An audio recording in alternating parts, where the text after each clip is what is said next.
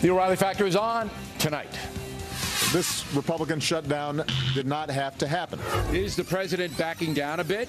Late this afternoon, there was a meeting at the White House over the government shutdown, and we will have the very latest for you.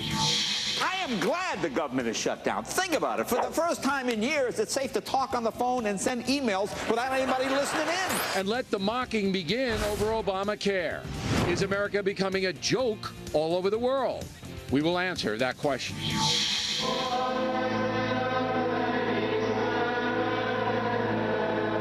Also tonight, a professor at Notre Dame criticizes me for not saying Jesus would support Obamacare in my new book. That professor will be here. Caution, you are about to enter the no spin zone. The Factor begins right now.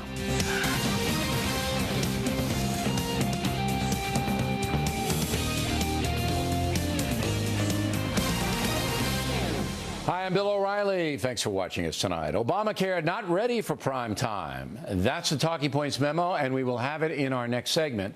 But first, breaking news tonight. Late this afternoon, President Obama held a meeting at the White House that included congressional leadership and his advisors.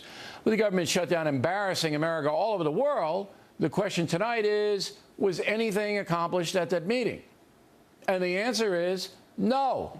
Nada, nothing, according to both Democrats and Republicans. Joining us now from Washington, Ace reporters James Rosen and Carl Cameron. So, Cameron, both sides ran out and blamed the other for not negotiating. What's the truth? That's exactly what happened. Speaker Boehner came out first. He was brief. He was kind of curt. Seemed a little bit upset. And he said the president told us he wasn't going to negotiate. Wasn't going to negotiate on reopening the government. Wasn't going to renegotiate Obamacare as part of a deal to reopen the government. And wasn't going to negotiate on raising the debt ceiling, which happens in the middle of this month and really creates a new sort of pivot point.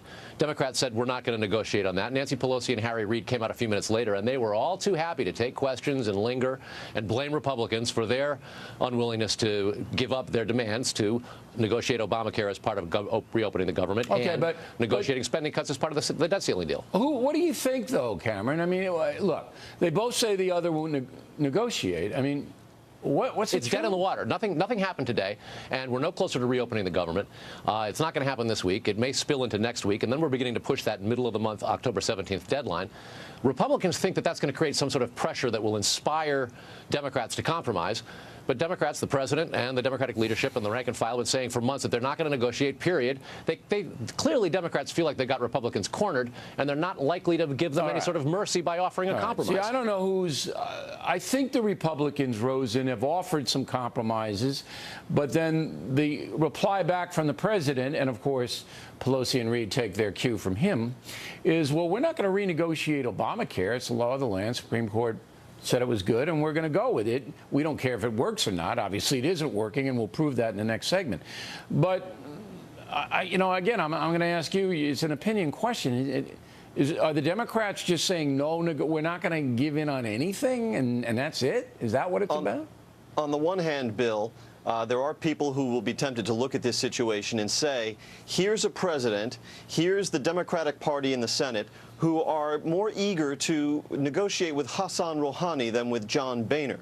From the Democrats' point of view and from the president's point of view, his calculus is, why should I why should I set a precedent whereby every time we have some routine funding bill that has to be negotiated, let the Republicans cherry pick some new part, some new passage in Obamacare to attach to it? They don't see the legitimacy of this linkage between Obamacare and funding the government. Look, and I think you can probably make good arguments on both sides that, yeah, let's get some, but the fact remains is, this is embarrassing. Albania works better than this. Both sides have legitimate complaints and legitimate ideas. Right. But the problem is, neither side is willing to accept the legitimacy of the other's complaints or the legitimacy of their proposed solutions. So I'm right. Albania works better than this because you got two. But it's not their policies, their proposals, even if they are legitimate from their own perspectives, doesn't necessarily mean that shutting down the government is the solution to reach them. Look. That's where the debate is, because there are constitutional ways to readdress Obamacare. You can pass a law, override a veto, win an election, take over. Those are the prescribed ways for undoing things like this. But what the problem is now is that you have a law that's been passed, and legitimately passed and upheld by the Supreme Court, that's falling apart. Sure. It's falling apart. That's not clear, Bill. That's not clear. Oh, it's clear to me, Rosen, and if you just hang around for the next segment, I'll prove it to you.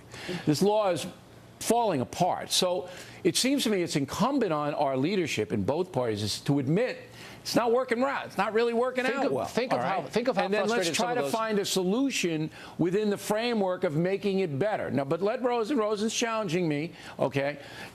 I want the government on both sides, including the president, to say, this is not really working that well. Let's try to find a way to make it better. And in the meantime, if we have to give in here and there, we will. What is wrong with that, Rosen? What I'm about to say to you, Bill, does not require me either to endorse or condemn Obamacare. I'm just going to traffic in facts with you for a moment here. Obamacare is an ambitious program. It involves the restructuring of 1/6 of our economy, which is what health care amounts to.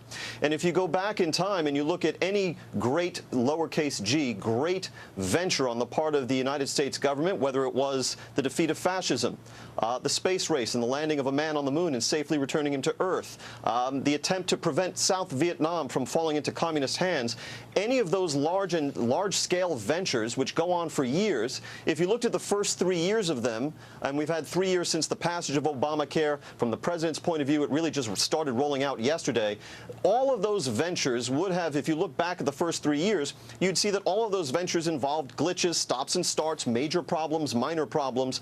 To say that it's not working when the exchanges went online yesterday, I think is premature. It's not premature because the president... Well, I got to go because we're up against a hard break. Welfare reform and campaign finance reform are reformed all the time. Big legislative laws, big changes are always reopened and tweaked. You have to tweak when there's danger. The president himself said to corporations, I'm going to give you another year because this isn't working. But he won't do it to the folks. That's where it falls down.